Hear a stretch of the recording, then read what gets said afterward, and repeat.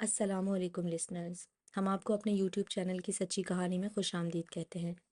کہانی شروع کرنے سے پہلے اگر آپ ہمارے چینل پر نئے ہیں تو ہمارے چینل کو سبسکرائب کیجیے۔ کہانی پسند آئے تو لائک اور شیئر بھی ضرور کیجیے۔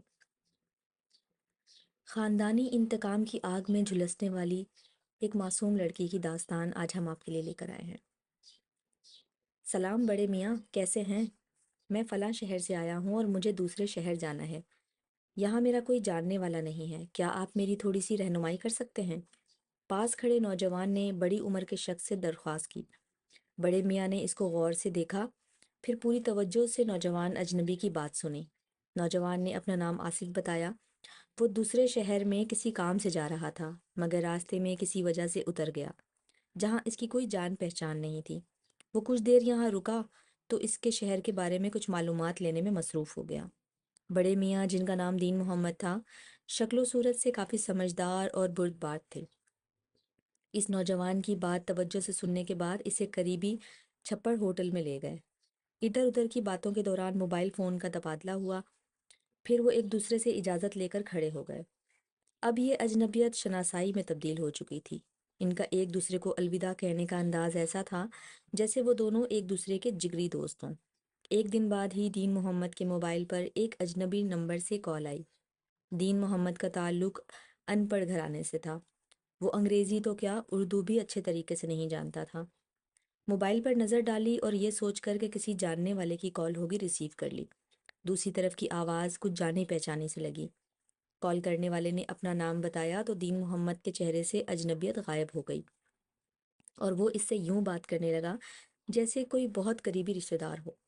اب روزانہ ہی وہ دین محمد کو کال کرتا اور گھنٹوں باتوں میں مصروف رہتا۔ ایک دوست ہے، بہت ہی اچھا انسان ہے، بلکہ وہ مجھے اپنا چاچا کہتا ہے۔ دین محمد نے گھر والوں کو اس نوجوان کے بارے میں بتایا کہ فون اس نوجوان کا نام آصف ہے جو انہیں بس اسٹاپ پر ملا تھا۔ اپنے گھر والوں کو جب تفصیل بتائی کہ فون کس کا آ رہا ہے تو وہ کچھ مطمئن نہ ہوئے۔ آصف کی بے تکلفانہ اور مخلصانہ باتوں سے دین محمد کو اس کا گرویدہ بنا دیا۔ آصف کبھی دین محمد کو موبائل کا بیلنس بھیجتا تو کبھی پیسوں کا تبادلہ ہوتا۔ ان دونوں کی اپنائیت نے ایک نیا موڑ لیا۔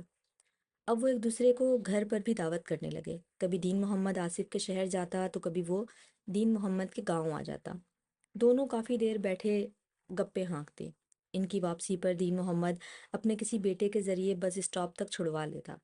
دوسری جانب دین محمد کے محلے داروں اور اہل خانہ کو اس کا یوں ایک اجنبی نوجوان سے تعلقات بڑھانا کچھ مناسب نہیں لگ رہا تھا۔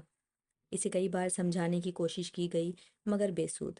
وہ ہمیشہ سب کے اعتراض پر ایک بات کہہ کر ان کا منہ بند کر دیتا: آصف میرے لیے بیٹوں جیسا ہے اور اسے یہاں آنے سے کوئی نہیں روک سکتا۔ دین محمد خود ایک سلجھا ہوا زمیندار اور اچھا انسان تھا، جس کی وجہ سے کسی کی بھی اس کے آگے نہیں چلتی تھی۔ دین محمد اور آصف کے تعلقات کی وجہ سے اس کے گھر والے بہت تنگ تھے، مگر ان باتوں سے دین محمد کو کوئی فرق نہیں پڑتا تھا۔ اسے آصف پر حد سے زیادہ یقین تھا۔ وہ ہر وقت اس کی اعلیٰ اخلاق کے گن گاتا رہتا۔ جیسے جیسے وقت گزرتا جا رہا تھا ویسے ویسے دین محمد کا اعتماد آصف پر پختہ ہوتا جا رہا تھا۔ اب تو آصف اس کے گھر پر کئی کئی راتیں بسر کرنے لگا تھا۔ وہ دین محمد کے ساتھ کھیتوں میں کام کرواتا اور گھر میں بغیر کسی روک ٹوک کے آتا جاتا۔ دین محمد اپنی سب سے چھوٹی بیٹی معراج کی شادی کے بارے میں کافی پریشان تھا، مگر آصف سے بھی اس کی نسبت طے نہیں کر سکتا تھا کیونکہ اسے وہ اپنے بیٹوں جیسا سمجھتا تھا۔ معراج ہمیشہ آصف کے لیے کھانا لے کر آتی اور کبھی کبھار ایسا بھی ہوتا کہ آصف آتا تو معراج گھر میں اکیلی ہوتی۔ یوں ایک دوسرے کو دل ہی دل میں پسند کرنے لگے۔ معراج کو ہمیشہ آصف کا انتظار رہتا، وہ آصف کی راہ تکتی رہتی۔ ایسے ہی دن گزرتے گئے اور معراج کی ننھی محبت پھل پھول کر ایک تناور درخت بن گئی۔ معراج سے اب اور انتظار نہیں ہو پا رہا تھا اور آخر کار اس نے ایک دن آصف سے دل کی بات کہہ ڈالی۔ ادھر آصف بھی جیسے اسی انتظار میں تھا۔ اس نے بھی ظاہری طور پر اپنی محبت کا یقین دلا دیا، تاہم آصف کے دل میں کچھ اور چل رہا تھا جسے وہ معصوم کلی نہیں جانتی تھی۔ آصف نے معراج کے منہ سے محبت کے یہ دو جملے سننے کے لیے نہ جانے کتنا انتظار کیا تھا۔ آج وہ گھر لوٹتے وقت بہت خوش تھا۔ اپنے شہر پہنچ کر وہ گھر جانے کے بجائے کہیں اور چلا گیا۔ کچھ سرگوشیوں کے بعد آصف کی آواز نمایاں تھی۔ وہ کسی سے کہہ رہا تھا جس کے لیے برسوں انتظار کیا ہے آخر وہ دن آ گیا ہے اور اب اس سے مزید صبر نہیں ہو رہا۔ اس کام کو جلد سے جلد ہو جانا چاہیے۔ دوسری طرف کسی خاتون کی آواز تھی جو اسے احتیاط سے کام کرنے کو کہہ رہی تھی۔ جلد بازی میں کوئی نقصان بھی ہو سکتا ہے۔ جہاں ہم نے اتنا صبر کیا ہے تھوڑا اور صبر کر لو تاکہ معاملات بہتر انداز میں انجام پائیں۔ آصف کے دل میں نہ جانے کیا چل رہا تھا اور وہ کس سے اپنی رازداری شیئر کر رہا تھا، یہ ابھی تک کسی کو معلوم نہیں تھا۔ دوسری جانب معراج کو ہر چیز میں آصف نظر آنے لگا۔ اسے اب اپنی زندگی صحیح معنوں میں زندگی لگنے لگی تھی۔ اب وہ دین محمد کی چھوٹی نادان بیٹی نہیں رہی تھی۔ اس کا دل چاہتا کہ وہ اپنے والد سے کہہ دے کہ وہ اب چھوٹی نہیں رہی، سب کچھ سمجھنے لگی ہے، مگر وہ کہہ نہیں سکتی تھی۔ لحاظ و مروت کا خیال رکھتے رکھتے کئی دن بیت گئے۔ اب تو آصف نے اس سے ضد بھی کرنی شروع کر دی کہ وہ جلد از جلد اس سے شادی کرنا چاہتا ہے، جس کے لیے اس نے اپنے گھر کے کچھ الٹے سیدھے مسائل بھی بیان کیے کہ وہ اگر اس سے فوری شادی نہیں کرے گا تو اس کے گھر والے اس کی شادی کہیں اور کر دیں گے۔ آصف کی الٹی سیدھی باتوں نے معراج کو کافی حد تک جذباتی کر دیا تھا۔ آخر اس نے بھی کچی عمر میں سخت فیصلہ کرنے کا ارادہ کر لیا۔ آصف کی شیطانی چالیں اپنا کام کر رہی تھیں، جو وہ چاہ رہا تھا سب کچھ ویسے ہی ہوتا جا رہا تھا۔ معراج کی معصومیت نے آصف پر اندھا اعتبار کیا تھا اور شاید آصف کی طرف سے اسے اس اعتبار کا بہت برا انجام ملنے والا تھا، کیونکہ آصف کی معراج کے ساتھ بات کسی ساتھ بھی شہر نہیں تھی۔ خفیہ میٹنگ ایک سوالیہ نشان تھی۔ آخر باتوں ہی باتوں میں معراج کو معلوم ہوا کہ اس کے ابا نے اس کی نسبت کسی اور سے جوڑنے جا رہے ہیں، اور اس سلسلے میں انہوں نے اپنے بیٹوں سے مشاورت بھی کر لی ہے۔ بعد میں اسے معلوم ہوا کہ بھائیوں کے پرزور احتجاج پر اس کے ابا نے اس کی بات اہم فیصلہ کرنے کا سوچ لیا ہے۔ معراج نے آصف کو بتایا کہ آج ابا محلے کے کسی لڑکے کے ساتھ اس کی شادی کی بات کر رہے تھے۔ معراج کے لہجے میں تشویش تھی، مگر آصف کو اس بات کا کچھ خاص فرق نہیں پڑا تھا۔ اس نے ہاں ہوں میں بات ٹال دی۔ معراج نے آصف کو بازو سے پکڑ کر جھنجھوڑا اور بات کی اہمیت کی طرف توجہ دلائی تو آصف نے غصے میں کہا، پھر میں کیا کر سکتا ہوں؟ کیا تم میرے ساتھ بھاگ جانے کے لیے تیار ہو؟ یہ ایسی بات تھی جس کا معراج نے زندگی بھر سوچا تک نہیں تھا۔ اسے آصف کا یہ رویہ بیگانہ سا لگا۔ وہ کانپ اٹھی تھی اور گھبرائے ہوئے انداز میں پھٹی آنکھوں سے آصف کا چہرہ تکتی رہ گئی۔ اس کے پاس آصف کی بات کا کوئی جواب نہیں تھا۔ اس کا خیال تھا کہ یہ سب بات سن کر آصف بھی اس کی طرح پریشان ہو جائے گا اور ابا سے اس کا رشتہ مانگ لے گا، مگر آصف نے تو دوسرا راستہ چنا تھا جس کے بارے میں معراج کا ننھا دماغ سوچ بھی نہیں سکتا تھا۔ اس نے تو ہمیشہ شادیوں میں دلہن کی طرح خود کو سجا کر ڈولی میں آصف کے ساتھ رخصت ہونے کے خواب دیکھے تھے۔ اس نے رخصتی کے وقت دل کھول کر رونے، اماں کو ایک اچھی بیوی بن کر رہنے کا وعدہ کرنے کا بھی سوچ رکھا تھا۔ آصف کی باتوں نے اس کے سارے ارمانوں کا خون کر دیا تھا۔ اب اسے وہ فیصلہ کرنا تھا جس کے بعد زندگی رسوائیوں کی راہ پر گامزن ہو جاتی ہے۔ وہ جانتی تھی کہ وہ جس راہ کو چننے پر غور کر رہی ہے وہ مشکلات، کانٹوں اور بدنامیوں سے بھری ہوئی ہے۔ وہ یہ بھی جانتی تھی کہ اس راہ پر چلنے سے نہ صرف اس کا خاندان برباد ہوگا بلکہ اس کی آخرت بھی داؤ پر لگ جائے گی۔ اب چند لمحوں میں اسے فیصلہ کرنا تھا۔ وہ دماغ اور دل کے فیصلے کو اختیار سونپ کر خاموشی سے آصف کی طرف دیکھنے لگی۔ آخر دل دماغ پر حاوی ہو گیا اور معراج نے زندگی کا سب سے غلط فیصلہ کر ڈالا۔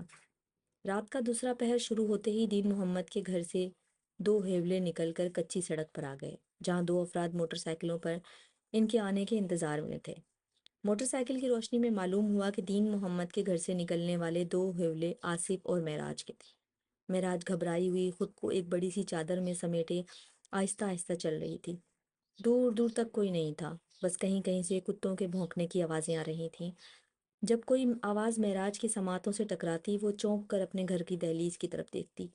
معراج اور آصف ایک موٹر سائیکل پر بیٹھے تو معراج نے آخری بار اپنے گھر کو دیکھا۔ اس کی آنکھوں سے آنسو جاری ہو گئے۔ اسے شاید اپنی غلطی کا احساس ہو رہا تھا جسے آصف نے واضح محسوس کیا، اور اس خطرے کے پیش نظر کہ کہیں معراج واپس نہ چلی جائے، موٹر سائیکل کی رفتار تیز کرتے ہوئے وہاں سے دور اور دور ہوتا چلا گیا، جبکہ معراج نے اس وقت تک اپنے گھر پر نظریں ٹکائے رکھیں جب تک وہ اس کی نظروں سے اوجھل نہیں ہو گیا۔ معراج ایک بڑی کوچ کے ذریعے دوسرے شہر میں آ چکی تھی جسے اس نے پہلی بار دیکھا تھا، لیکن اسے شہر کی چکا چوند روشنی سے وحشت ہو رہی تھی اور وہ رہ رہ کر گھر کی یاد ستا رہی تھی۔ اسے گھر سے یوں چلے آنا بہت برا لگ رہا تھا۔ وہ خود کو دل ہی دل میں برا بھلا کہہ رہی تھی۔ ہاں، وہ بری ہے، بہت بری۔ اس نے اپنی محبت دینے والی ماں کو دکھ دیا ہے، سب سے الگ شفقت دینے والے باپ کو دھوکا دیا ہے۔ اس کا ضمیر اسے ملامت کر رہا تھا۔ وہ انہی خیالوں اور وسوسوں میں ڈوبی ہوئی تھی کہ کسی نے اسے نیچے اترنے کا اشارہ کیا۔ وہ چونک پڑی اور اپنے ارد گرد کے ماحول کا جائزہ لینے لگی۔ اسے احساس تک نہیں ہوا کہ کچھ ہی لمحوں میں وہ اپنوں سے بیگانوں میں آ چکی ہے۔ اس کو آصف سمیت سارا کا سارا ماحول اجنبی لگا۔ اس کا دل زور زور سے دھڑک رہا تھا، وہ حقیقت میں خوفزدہ ہو گئی تھی۔ آصف اسے نیچے اترنے کا اشارہ کر رہا تھا۔ اس نے گھبرا کے خود کو سمیٹتے ہوئے ادھر ادھر دیکھا اور کوچ سے اتر گئی۔ کچھ لڑکوں نے آگے بڑھ کر اس کا مختصر سا سامان اٹھایا اور وہ پیدل چلتے ہوئے ایک بڑی سی حویلی کے دروازے میں پہنچ گئے۔ دروازے پر بڑا سا تالا لگا ہوا تھا۔ انہی لڑکوں میں سے ایک نے آگے بڑھ کر اسے کھولا اور حویلی میں داخل ہو گئے۔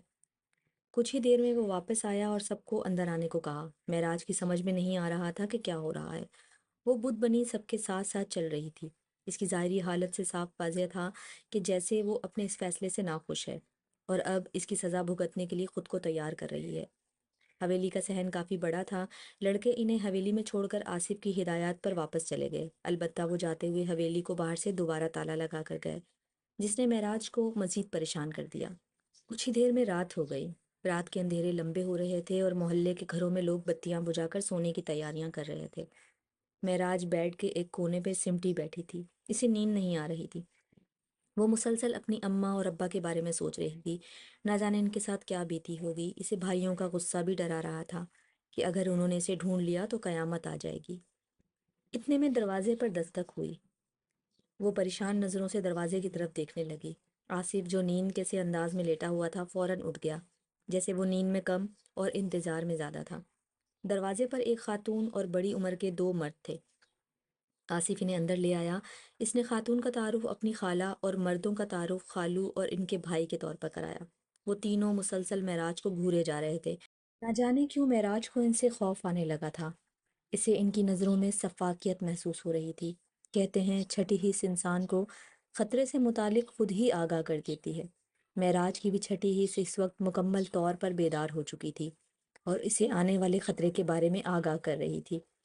کافی دیر ادھر ادھر کی باتیں ہوتی رہیں، پھر وہ تینوں چلے گئے۔ ان کے جانے کے بعد معراج نے سکھ کی سانس لی۔ ادھر معراج کے والدین اسے ڈھونڈ ڈھونڈ کر نڈھال ہو چکے تھے۔ دین محمد عمر اگرچہ کافی تھی، مگر بیٹی کے اس صدمے نے اس کی عمر 20 برس اضافہ کر دیا تھا۔ شام تک وہ بیٹی کی تلاش میں کبھی ادھر تو کبھی ادھر مارا مارا پھرتا رہا۔ آخر کہیں کوئی سراغ نہ پا کر اپنی قسمت پر روتا ہوا گھر لوٹ آیا تھا۔ اس کا دل چاہ رہا تھا کہ وہ لوگوں کو جواب دینے کے بجائے خود زمین میں دفن ہو جائے۔ کہتے ہیں کہ انسان خود نہیں مرتا، اسے تو لوگ مار دیتے ہیں۔ دین محمد بھی لوگوں کی نظروں سے بچنے کے لیے راتوں رات گھر خالی کر دینا چاہتا تھا، مگر وہ کس کے پاس جاتا؟ اب تو کوئی اس کو اپنے پاس جگہ دینے کے لیے تیار بھی نہیں تھا۔ اس پر زمین باوجود اپنی فراغی کے تنگ ہو کر رہ گئی تھی۔ دوسری جانب ماں تھی جو روتے روتے تھک چکی تھی۔ اب تو اس کی آنسوؤں نے بھی جواب دے دیا تھا۔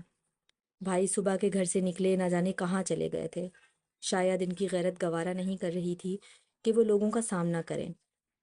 معراج چند ہی لمحوں ہنستے بستے گھر کو ویران کر کے چلی گئی تھی، ایسا ویران کہ نسلیں در نسلیں اس نشان کو نہ مٹا پائیں۔ آفتاب نے کھڑکی کی اوٹ سے سر نکالا تو معراج جیسے ہڑبڑا کر اٹھ بیٹھی۔ اسے یوں لگا جیسے وہ اپنی ماں کے گھر پر ہو اور اب کافی دیر ہو گئی ہے، تمام کام ادھورے پڑے ہیں۔ مگر پھر اسے احساس ہوا کہ نہیں، اب وہ ان سے سینکڑوں کلومیٹر دور نہ جانے کہاں پر ہے۔ اس کا دل زور زور سے رونے کو چاہ رہا تھا۔ اس کے انتہائی ضبط کے باوجود آنسو چھلک کر اس کے رخساروں پر پھیل گئے۔ اس نے دوپٹے کے پلو سے آنسو پونچھے اور پھر خود کو سمجھانے والے انداز میں دلاسا دینے کی ناکام کوشش کرنے لگی۔ آصف نے آج کسی قاضی سے بات کر کے معراج سے باقاعدہ نکاح کرنے کا وعدہ کیا تھا۔ معراج بھی یہی چاہتی تھی کہ اپنے اس رشتے کو جلد از جلد پاکیزگی بخشے، جس کے لیے اس نے صبح ہی آصف سے بات کی تھی۔ آصف قاضی سے بات کرنے کا کہہ کر چلا گیا تھا۔ دوپہر کے وقت آصف لوٹا تو اس کے ساتھ کچھ افراد بھی تھے اور بقول آصف اس کی خالہ بھی تھیں۔ انہوں نے آصف اور معراج کو اکٹھے بٹھا کر نکاح کی تقریب کرنے کا انداز میں کچھ باتیں کی، ایک صاف کاغذ پر انگوٹھے لگوائے اور چلے گئے۔ سب کے جانے کے بعد آصف کی خالہ معراج کے پاس آ کر بیٹھ گئیں اور اسے مبارکباد دیتے ہوئے کچھ ضروری ہدایات دینے لگیں۔ معراج کو ان کی باتیں عجیب اور بری لگ رہی تھیں، تاہم وہ ان کی باتیں سنتی رہی۔ رات کافی گزر چکی تھی، معراج کی زندگی میں یہ رات سب سے اہم تھی۔ آج وہ آصف کی اپنی تھی اور اسے اس پر فخر محسوس ہو رہا تھا۔ ادھر آصف بھی اس دن کے لیے بے تاب تھا۔ آصف اور معراج دو سے ایک ہو گئے تھے۔ صبح آصف نے معراج کو اٹھایا اور فوری تیار ہو کر آنے کا کہا۔ وہ معراج کو ساتھ لے کر گاڑی میں بٹھا کر ایک بلڈنگ کے پاس لے گیا اور سامان لے جا کر اندر ایک چھوٹے سے فلیٹ میں اسے بٹھا دیا اور اسے بتایا کہ اب ہم یہیں پر رہیں گے۔ معراج اور آصف ایک دوسرے کو سمجھنے کی کوشش کر رہے تھے، مگر ہر بار معراج کو ایسا لگتا تھا جیسے آصف اسے کچھ سمجھتا ہی نہیں، مگر وہ اسے اپنا وہم تصور کر کے ہر خیال جھٹک دیتی۔ دن اچھے گزر رہے تھے اور معراج خوش تھی، بس کبھی کبھار اپنے والدین کے بارے میں سوچ کر پریشان ہو جاتی۔ 2 ماہ کا مختصر عرصہ بیت گیا تھا۔ ایک دن آصف نے معراج کو کہیں جانے کے لیے تیار کیا اور ایک گاڑی میں بٹھا کر نکل پڑا۔ سفر کافی طویل تھا۔ معراج نے حیرت سے آصف سے پوچھا کہ ہم کہاں جا رہے ہیں، مگر آصف نے صرف اتنا کہا، جہاں سے آئے تھے۔ آصف کے لہجے میں تلخی تھی۔ معراج کو آصف کا لہجہ اجنبی لگا۔ رات کا اندھیرا چھانے لگا تھا۔ جب ڈرائیور نے گاڑی سڑک کے کنارے لگائی، آصف نے معراج کو اترنے کا کہا تو معراج کو حیرت ہوئی کہ اس اندھیرے میں یوں اکیلی سڑک پر کیوں اترنے کا کہہ رہا ہے، مگر آصف کے بار بار کہنے پر آخر وہ نیچے اتر گئی۔ باہر اندھیرے میں ہرے بھرے لہلہاتے کھیت عجیب منظر پیش کر رہے تھے۔ معراج کو وہاں کا ماحول مانوس سا لگ رہا تھا۔ آصف نے معراج کو ساتھ لیا اور پیدل چلنا شروع کر دیا۔ معراج کو حیرت ہو رہی تھی کہ آخر آصف کو کیا ہو گیا ہے۔ وہ اس سے بار بار پوچھتی، مگر آصف کا لہجہ ہر بار پہلے سے زیادہ سخت ہو جاتا تھا۔ آخر معراج نے رک کر آصف سے 2 ٹوک بات کرنی چاہی کہ آخر وہ اسے کہاں لے کر جا رہا ہے، تو آصف نے سخت غصے میں جواب دیا کہ وہ اسے اس کے گھر چھوڑنے جا رہا ہے۔ معراج کی آنکھیں پھٹی کی پھٹی رہ گئیں۔ انتہائی غیر متوقع جواب سن کر اس کا گلا خشک ہونے لگا۔ اسے اپنے کانوں پر یقین نہیں آ رہا تھا کہ یہ آصف نے کیا کہہ دیا۔ وہ تو سوچ بھی نہیں سکتی تھی کہ جس آصف کے لیے اس نے اس قدر قربانیاں دی ہیں، آج وہ ایسا بھی کر سکتا ہے۔ اس نے انتہائی افسوس کے ساتھ پوچھا، جس پر آصف نے جواب دیا کہ اب مجھے تمہاری ضرورت نہیں رہی، ہمارا مقصد پورا ہو گیا ہے۔ معراج کی سمجھ میں نہیں آ رہا تھا کہ آصف کیا کہہ رہا ہے، کون سا مقصد، اور اب وہ اس کو کیوں نہیں رکھنا چاہ رہا ہے، اور یہ کہ آصف غلط لفظ کیوں استعمال کر رہا ہے۔ وہ کچھ نہیں سمجھ سکی۔ اس نے اپنے اندر ہمت پیدا کر کے ان سوالوں کے جواب پوچھے تو آصف نے سب کچھ کھل کر بتا دیا۔ دراصل آصف دین محمد کے لیے اجنبی ضرور تھا، مگر ایسا نہیں تھا کہ وہ اسے نہیں جانتا تھا، بلکہ وہ اسے بہت اچھی طرح جانتا تھا۔ دین محمد اور اس کا شہر اس کے لیے اجنبی نہیں تھے۔ وہ کافی دنوں سے وہاں رہ رہا تھا اور دین محمد سے اتفاقاً نہیں بلکہ اس کے ساتھ روابط بڑھانے کے لیے باقاعدہ ایک منصوبے کے تحت ملا تھا۔ یوں وہ اس کے گھر تک رسائی چاہتا تھا۔ اس کی معاونت اس کی خالہ اور خالو کر رہے تھے، جو دوسرے شہر میں رہتے تھے۔ دین محمد سے دوستی، اس کے گھر تک رسائی اور پھر گھر میں پہنچ کر اعتماد حاصل کر کے معراج کے ساتھ محبت کی پینگیں بڑھانا، یہ سب ایک سوچے سمجھے منصوبے کے تحت ہوا تھا۔ آصف کی خالہ، جس کا نام نوراں تھا، اور اس کے خاوند فضل، یہ سب کچھ کروا رہے تھے۔ وہ دراصل اپنی بیٹی کا بدلہ معراج سے لینا چاہتے تھے۔ معراج کا بڑا بھائی شاکر نوراں کے گھر کے پاس ایک کارخانے میں کام کرتا تھا۔ اس کا گزر روزانہ نوراں کے گھر کے سامنے سے ہوتا تھا۔ شاکر شکل و صورت میں کافی اچھا دکھتا تھا۔ نورا کی ایک بیٹی بھی تھی، ریشما۔ اس کو وہ روز دیکھتی تھی۔ یوں دن گزرتے گئے اور ریشما کا شاکر کو دیکھنا چلتا رہا۔ ریشما اور شاکر ایک دوسرے سے محبت کرنے لگے۔ ریشما کا باپ فضل بھی اسی کارخانے میں کام کرتا تھا۔ وہ اپنے ابا کو کھانا دینے جاتی تو شاکر کہیں نہ کہیں کام کرتا نظر آ جاتا۔ آہستہ آہستہ ریشما کو شاکر سے محبت ہونے لگی۔ ایک دن جب ریشما نے شاکر سے اپنی محبت کا اظہار کر دیا تو شاکر نے بھی خاموشی اختیار کر لی اور ہلکی سی ہاں کر دی۔ یہ خاموش محبت وقت کے ساتھ ساتھ مضبوط محبت میں بدل گئی۔ شاکر نے کارخانے کو خیر بات کہا تو ریشما نے اپنی بڑی بہن کے ذریعے گھر والوں سے شاکر سے شادی کی بات کی، مگر اس کے گھر والوں نے صاف انکار کر دیا کہ وہ کسی اجنبی سے اس کی شادی ہرگز نہیں کر سکتے۔ شاکر کو یہ بات بہت بری لگی، تاہم اس نے کسی خاص رد عمل کا اظہار نہیں کیا۔ شاکر ہمیشہ کے لیے وہاں سے چلا آیا، پر دونوں کا موبائل پر رابطہ برقرار رہا۔ آخر ریشما اور شاکر محبت کی ریت پر برقرار رکھنے کے لیے وہ فیصلہ کیا جو بعد میں معراج نے بھی کیا تھا۔ جب نورا کو اس بات کا علم ہوا کہ ریشما کو بھگا کر لے جانے والا شاکر ہے تو اس نے بدلے کی آگ میں جلنا شروع کر دیا۔ آخرکار اس شیطانی ذہن نے آصف کے ذریعے گناہگار بھائی کی سزا اس کی معصوم بہن کو دینے کا منصوبہ تشکیل دیا۔ جس پر عمل کرتے ہوئے آصف نے معراج کو اپنی محبت کے جال میں پھنسا کر گھر سے بھگانے کے لیے راضی کر لیا۔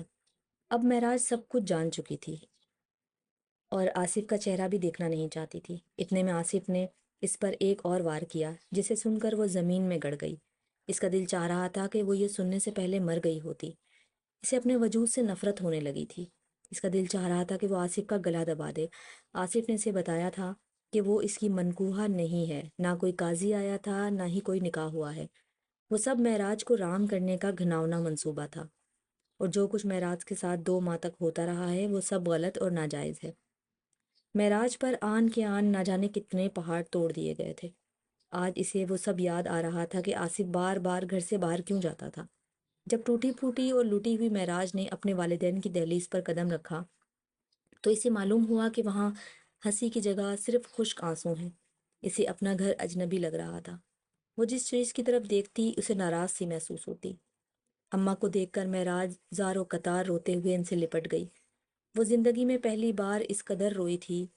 ماں بھی کیا شفیق ہستی ہے، اتنا سب کچھ ہونے کے باوجود بیٹی کو گلے لگا کر چومتی جا رہی تھی اور روتے ہوئے اسے چپ ہونے کا بھی کہہ رہی تھی۔ معراج کی واپسی کی خبر جنگل میں آگ کی طرح پورے محلے میں پھیل گئی۔ دین محمد نے جیسے ہی سنا کہ اس کی بیٹی لوٹ آئی ہے، وہ دیوانہ وار بھاگتا ہوا آیا اور اپنی بیٹی کو گلے لگا کر چومنے لگا۔ معراج ان کی گنہگار تھی، اس لیے وہ کسی سے نظریں نہیں ملا پا رہی تھی۔ کیا عجیب منظر ہوتا ہے جب بچے اپنے والدین کی عزت خاک میں ملا دیتے ہیں۔ والدین تب بھی ان کو سر آنکھوں پر بٹھاتے ہیں۔ اولاد انہیں زمین پر پھینک دے تب بھی وہ اپنی ہتھیلیاں ان کے پیروں کے نیچے بچھا دیتے ہیں تاکہ انہیں کوئی تکلیف نہ ہو۔ ماں باپ نے تو اپنی نادان بیٹی کو معاف کر دیا تھا، انہیں محلے والوں کا بھی کوئی خوف نہیں تھا کہ وہ کیا کہیں گے۔ انہیں اپنی بیٹی واپس مل گئی تھی اور اب وہ اسے کھونا نہیں چاہتے تھے، مگر وہ دونوں معراج کے بھائیوں سے خوف زدہ تھے، کیونکہ وہ جانتے تھے وہ کبھی بھی اپنی بہن کو معاف نہیں کریں گے۔ اگرچہ معراج کو بھی ان کا ڈر تھا، مگر اس نے صاف کہہ دیا تھا کہ اگر وہ اسے سزا دینا چاہتے ہیں تو دے دیں، کیونکہ وہ گناہگار ہے اور سزا کی مستحق ہے۔ بھائیوں کو باپ نے کسی نہ کسی طریقے سے سمجھا بجھا کر راضی کر لیا تھا اور وہ بھی معراج کو معاف کر چکے تھے، مگر ایک بھائی اب بھی دل میں معراج کے لیے نفرت رکھتا تھا۔ ایک دن اس نے معراج کو اکیلا پا کر کلہاڑی کے وار سے اس کی گردن کاٹ دی۔ یہ دردناک منظر دیکھ کر ماں بے ہوش ہو گئی۔ معصوم معراج کچھ دیر تڑپتی رہی اور پھر گر گئی۔ یہ ایک ایسا واقعہ تھا جس پہ پورا علاقہ سوگوار تھا۔ گھر کی ہر شے اس پر ماتم کنا تھی۔ بھائی کی غیرت یا جہالت نے معراج کی زندگی کا چراغ گل کر دیا تھا۔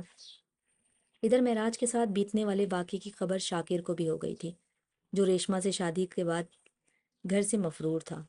اسے یہ بھی معلوم ہوا کہ ریشمہ کی وجہ سے ہی اس کی معصوم بہن کے ساتھ اتنا بڑا دھوکا ہوا ہے۔